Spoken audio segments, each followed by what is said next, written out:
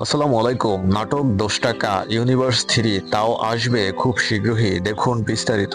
অভিনেতা আরশ খান যে একজন জাত অভিনেতা তার অভিনয়ে মুনশিয়ানা দিয়ে সেটা প্রমাণ করেছেন। বাংলা নাটকপ্রেমী দর্শকরা যারা এখনো এই ১০ টাকার নাটকটি দেখেন নাই তাদের এই নাটকটি দেখা উচিত। সময় করে হলেও নাটকটি দেখা উচিত, কারণ নাটকের গল্পটা সবার জীবনের গল্পের সাথেই মিলে যায়। এই নাটকের প্রতিটি সিকোয়েন্সে চোখের জল এমনি এমনি পড়ে যাবে।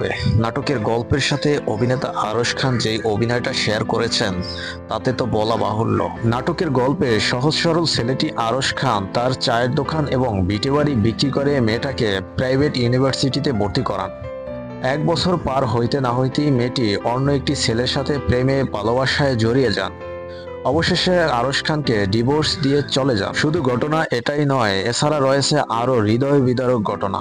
আসলে এটাই তো বাস্তব, এরকমই তো বাস্তবে ঘটছে, যা তুলে ধরা হচ্ছে না।